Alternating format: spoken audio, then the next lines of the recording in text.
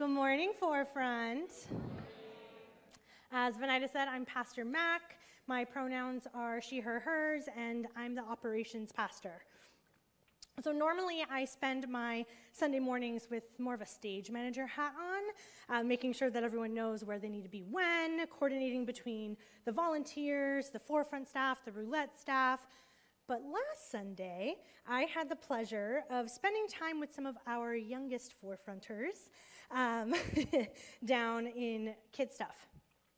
I served as an extra set of hands.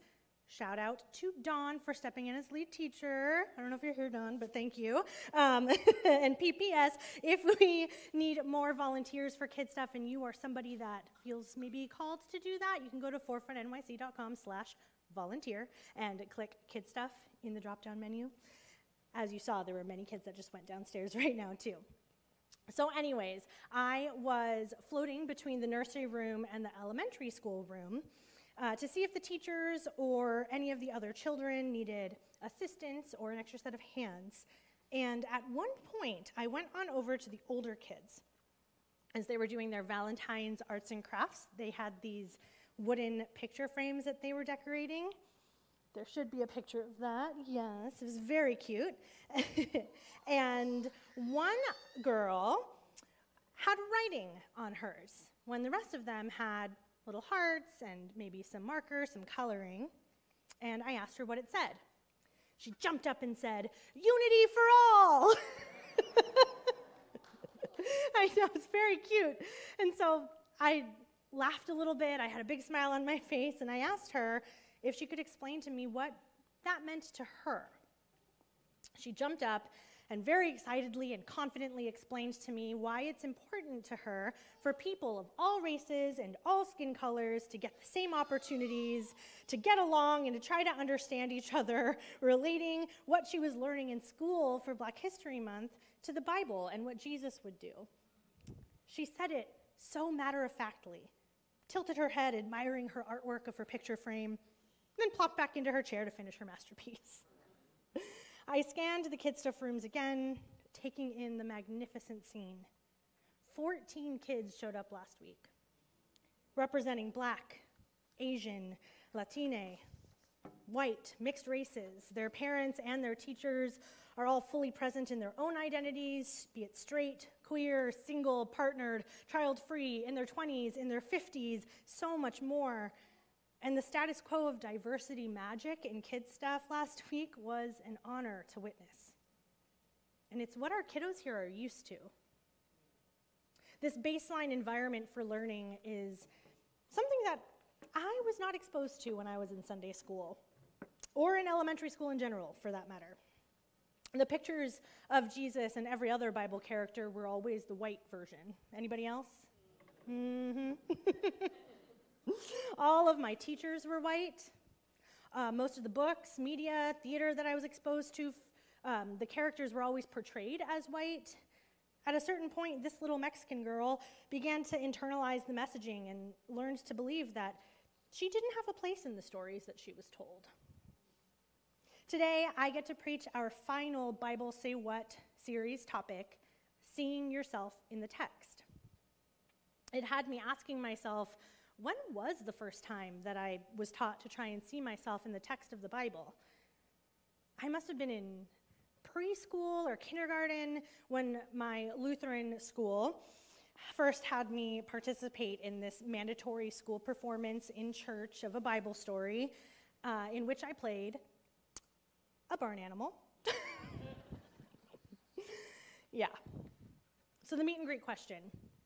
It was long, but hopefully it made you think a little bit about when you were growing up. Were you exposed to toys or books or media with characters that looked like you, characters that you related to? And if so, were they protagonists or were they the villains? Building off that, if you were brought up in Christianity like I was, what kind of Bible illustrations were you raised with? And then one further question for you. How has your upbringing influenced how you approach stories and characters in the Bible now as an adult? It's a question that I hadn't really thought about until I started writing this sermon. In case you didn't know, I went to college for musical theater, yes.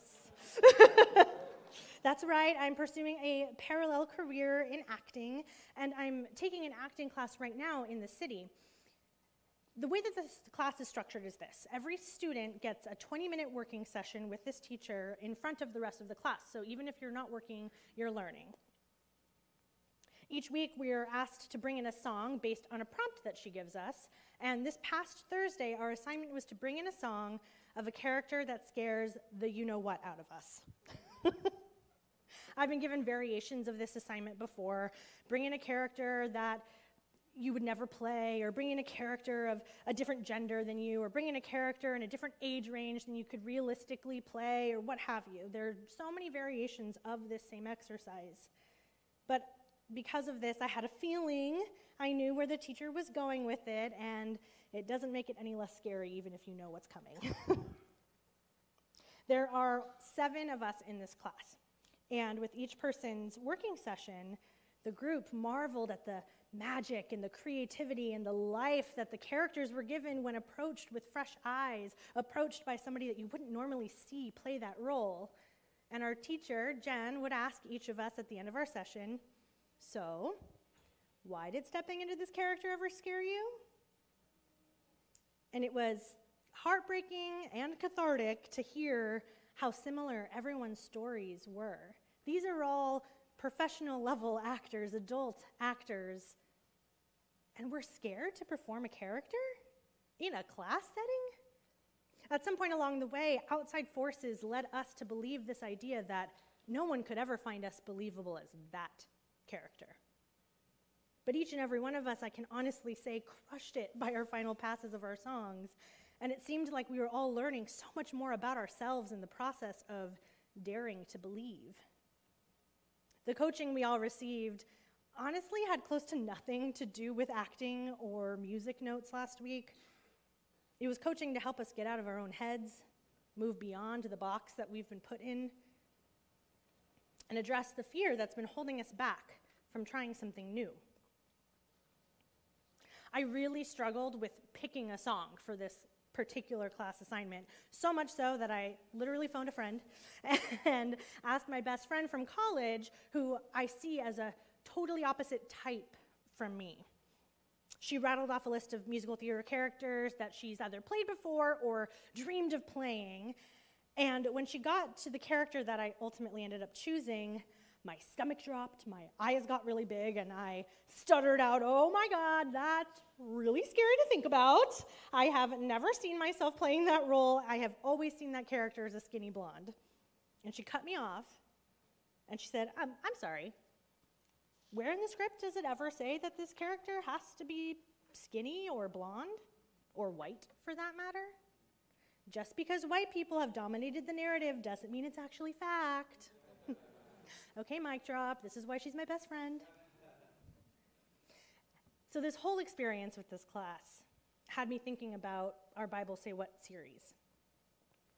I was in such a writer's block preparing for this sermon, you guys. If you had a one-on-one with me this week, chances are I even told you that I hadn't figured out the arc of my sermon yet. I think I was struggling with what to say because I was approaching the topic from the wrong angle. I saw the topic of seeing yourself in the text, and then I thought to myself, okay, I need to first choose the text that I see myself in, and then I can write my sermon around it. I had this formula in my head that it had to be that way, and it got me really stuck. I had such a hard time getting started that I began polling the other pastors, calling my friends, asking to see if anybody would tell me what text they saw me in, or text that they saw themselves in, so maybe I could use that. Spoiler alert, almost nobody was willing to do my homework for me. And it got to this point that I jokingly said to my girlfriend, Diana, the other day, I wish I could just have a ghostwriter for this sermon. What can I say? I'm an actor. I like a script. I like a character. I like to follow what someone else has written. And no, we don't have ghostwriters here. We do write our own sermons, our own words. But even as a joke, that thought brought me pause. I felt this tug on my heart to identify this theme that was emerging from my conversations with people during my sermon prep, and it was this. I wanted somebody else to define me. Yikes.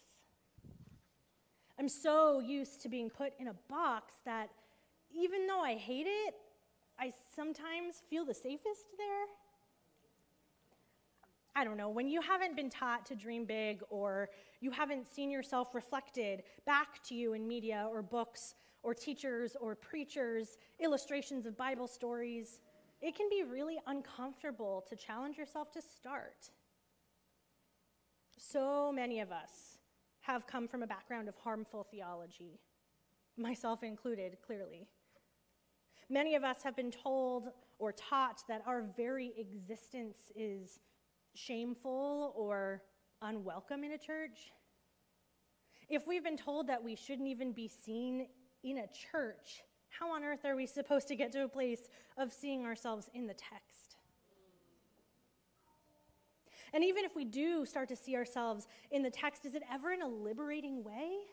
If the messaging that's been ingrained in us leaves people like us out, or worse, characterizes people like us as villains, how are we to feel anything other than distant or resistant to opening the Bible, let alone reading it with the intention of seeing ourselves in it? It can feel incredibly daunting.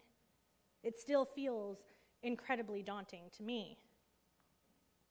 One could say that this sermon topic is the scare the you-know-what out of me assignment for my job. But like the intention behind my acting class, sometimes we need a push to get out of our own heads, move beyond the box that the world has put us in, and address the fear that's been holding us back. That process can be a very vulnerable one, but wow, the things that we can learn by putting ourselves in someone else's shoes. I'm hoping that this Bible Say What series is the push that some of you may have needed to give yourself permission to dive back into reading the Bible, or to give yourself a chance to read it through a different lens. If you haven't heard all of the sermons in this series, I urge you to go back and listen, because they are good. You can listen to them when they post on our podcast, forefrontnyc.com/podcast, or just look up Forefront Church wherever you go listen to podcasts. You can also go back on Facebook or YouTube and watch the playback of our services. However you want to do it, I urge you to go and listen to the sermons that led up to this point, because it certainly informed where I'm going next. For some, you may just be getting to the point where you feel permission to see the text at all. Maybe you need to read it without looking for yourself in it. Maybe that's too close. So give yourself permission to approach the text based on the genre or style that you're resonating with at the time. Maybe you really just need to read the poetry, or maybe you're in a season of craving the biography of Jesus. Josh had an incredible sermon explaining how the Bible is laid out in terms of genres, and maybe that's your access to it, your step in. Once you have a grasp on how the book was written and put together, and maybe you feel permission to see yourself in the text in some way. I know for me, I first started really looking for myself in the text as a teenager. I remember seeing myself in the Bible as a woman as I thought a woman should be.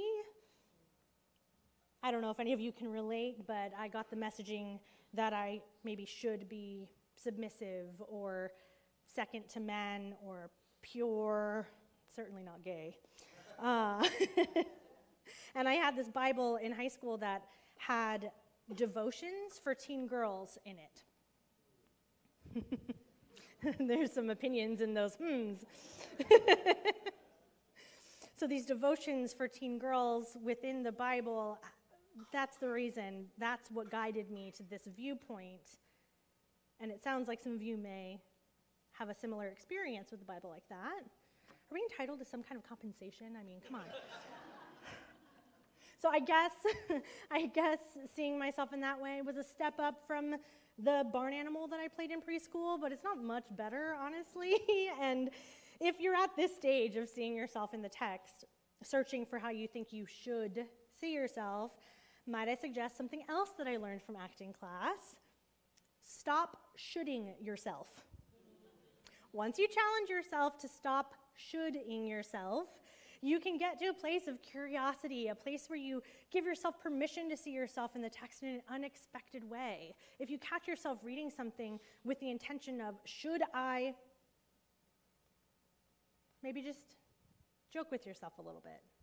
Stop shoulding yourself. What can I learn that isn't what I think I should be learning? I more recently related to the eunuch. I preached on it some time ago, and the key line of the eunuch in that story stuck with me. How can I know unless someone teaches me? You don't know what you don't know. Don't blame past versions of yourself for digesting either a false or harmful narrative or interpretation of the Bible. You didn't know what you didn't know. Embrace the opportunity to learn and grow in your understanding, and don't be afraid to ask questions or challenge a thought that doesn't feel right to you. You were made with this fantastic mind, free will, and independent thought. Use what the good Lord gave you. Ask questions. How you relate to stories and characters, it's going to change over time, depending on the season of life that you're in. And I had to remind myself of that this week. I was reflecting that it was only 4 years ago that I walked through these doors and first heard the good news of affirming progressive Christianity. That was the first time I had ever heard it.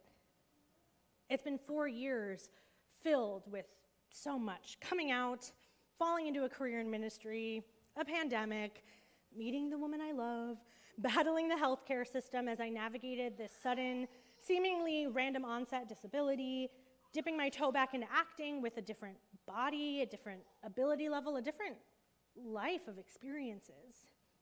So how I may see myself in the text today is going to be super different from when I was a teenager, or from when I first came out, or from when I was in my deepest depression, or from when I first felt this call to ministry. Excuse you, Callie, you okay? Sweet baby. But the list can go on of these versions of myself and how I might have seen myself in the Bible, and I'm sure you have your own list running through your head of versions of you that would have seen yourself in a different way. So right now, I find myself curious about how I might see myself in the disabled people that Jesus healed. Makes me a little uncomfy. So maybe there's something there that I should look into. Makes me think of the story of the woman with a blood disorder. It's Luke 8, verse 42 through 48. As Jesus went, the crowd presses into him. There was a woman who had been suffering from a flow of blood for 12 years. Yikes. And though she had spent all she had on physicians, no one could cure her. She came up behind him and touched the fringe of his cloak, and immediately her flow of blood stopped.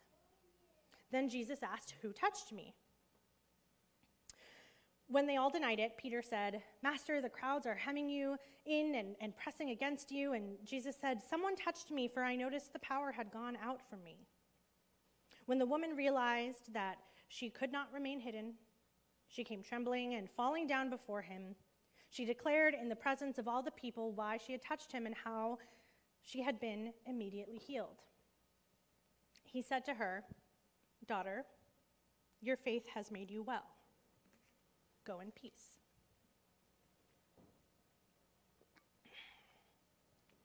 This text sticks with me, and I think I'm going to spend a lot more time figuring out what I can learn from it. But I definitely relate to this woman. She spent all she had on physicians.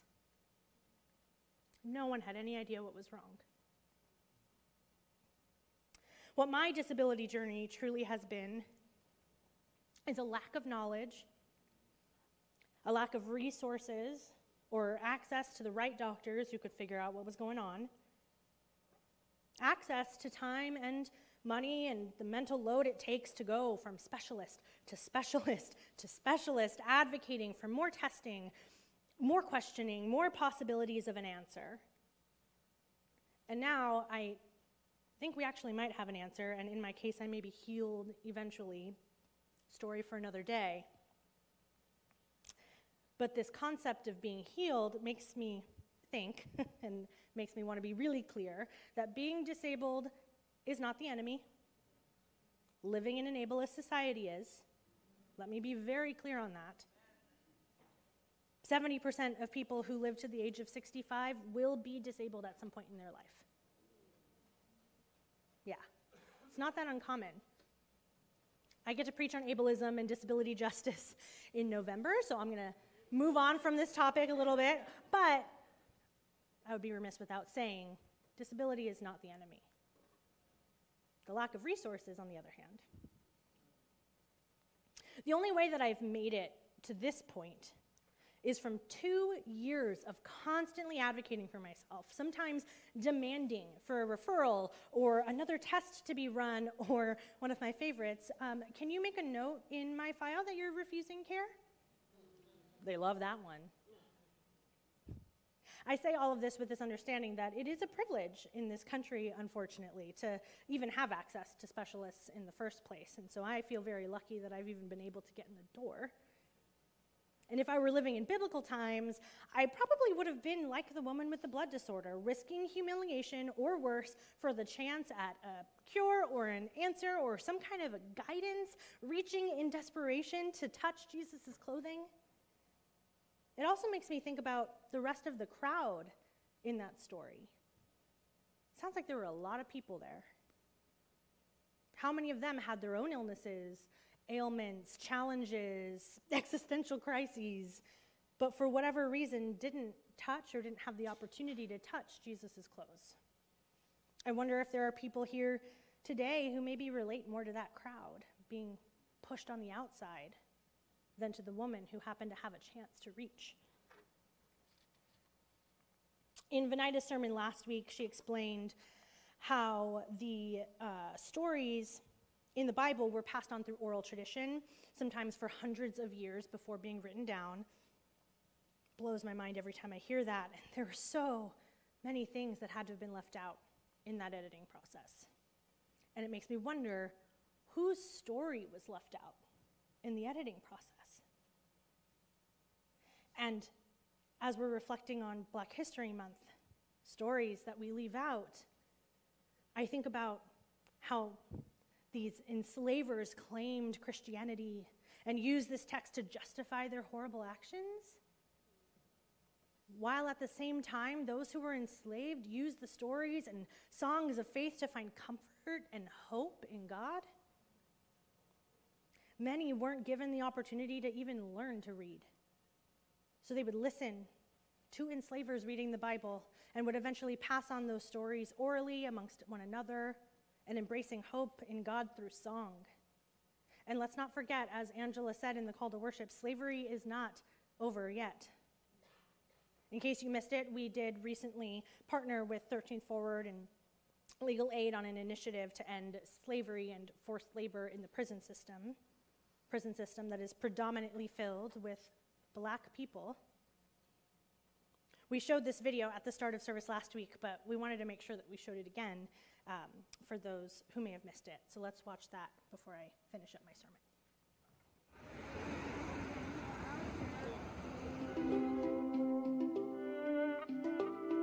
On the road again.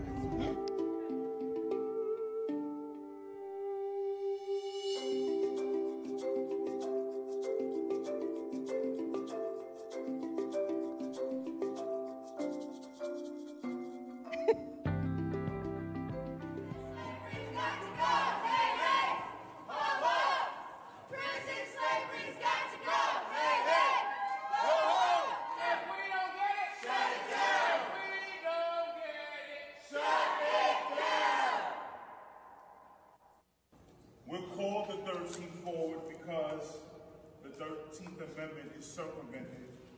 and slavery is accepted as punishment for a crime. 60 cents an hour. When I say we, I mean we, because all of us are using these goods. All of us are complicit in this system. And what I realized today is that you use me, as you always use me, as a number to benefit from. It is unacceptable that in 2023, we have to come here to end slave labor in New York. We shall overcome. We shall overcome. We shall overcome someday.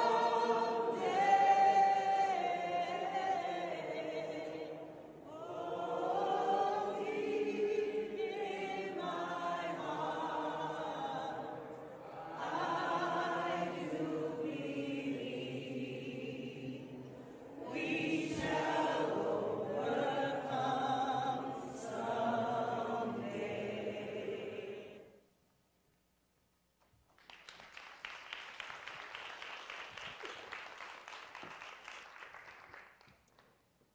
Venida spoke last week about seeing the Bible as an invitation for us to live and help others live. And she said, wherever we are within our spheres of influence, we can help transform lives. That line really hit me. I truly believe that if Jesus were here today, he'd be at rallies and days of action like the one that we just did, advocating for the rights of those who are treated as less than. I hope that here at Forefront we can continue to lean into our sphere of influence to help transform lives, living out a justice-focused faith, just as Jesus did. I still love me a devotion book, all right? Maybe just less problematic ones. And I've always liked following a script or a homework assignment, and I recently started going through Queer's the Word, a 40-day devotional for LGBTQ plus Christians. It's real good if anyone wants to go through it with me. And day 5's devotional is titled, Mary the Badass Mother of God. And I won't read all of it, but I do want to just mention in Luke 1, verse 46 through 55, is what they call Mary's song of praise. Some of the things that she says in this song are, my soul magnifies the Lord. He has brought down the powerful from their thrones and lifted up the lowly. He has filled the hungry with good things and sent the rich away empty. He has come to the aid of his child Israel in remembrance of his mercy, according to the promise he made to our ancestors, to Abraham, and to his descendants forever. This devotional calls readers to observe how strong and influential Mary was, and mentions that not every tradition or denomination honors that or even talks about how strong Mary was. What we know from this text is that this is the song Mary sang after being visited by the angel while carrying Jesus in the womb. She sings of who she knew God to be, a God who cares for the poor, overturns oppressors, who rights the world. The devotional says this, is it any wonder that Jesus grew up and said similar things? Mary raised her son in the tradition that she knew, taught him about the God she knew, and instilled in him a passion for justice. For some of us, the traditions in which we were raised don't bring that same kind of life and faith that Mary passed on to Jesus. For us, we need to relearn and re-explore and find new communities and new beliefs. For others, we might need to revisit what we love about faith, the faith that we grew up in, to go more deeply into the traditions in which we were raised because we know that they can continue to give us life. No matter where you are, there's a chance to give us life. And you know what gives me life? The child and kid stuff last week, proclaiming unity for all. Personally, I am no longer interested in dwelling on how much I disagree with certain parts of or aspects of the theology that I was raised in. Instead, I get to say, how fantastic is it that the kids who come here get a different approach to the text than I did. I am so hopeful for them and their future selves. I'm interested in approaching the text in the same way that I've grown to approaching my faith, Jesus-centered, justice-focused, and challenging myself to ask, who is missing and how can I include them, instead of who is excluding me and why. And for what it's worth, not everything about the theology that I was raised in is bad. I'm far enough removed and far enough along in my reconstructing that I can recognize being introduced to Christianity at such a young age is what allowed me to love the Lord at 5, 10, as a high schooler. And that's something that has stayed constant with me through every step of my journey. Mary sang her song of praise so that we can sing with full conviction.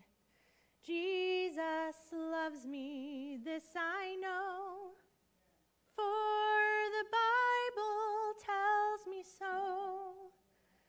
Little ones to him belong. They are weak, but he is strong. Sing it with me. Yes, Jesus loves me. Yes, Jesus loves me. Yes, Jesus loves me. The Bible tells me so. Jesus loves you. The Bible tells me so. Thank you.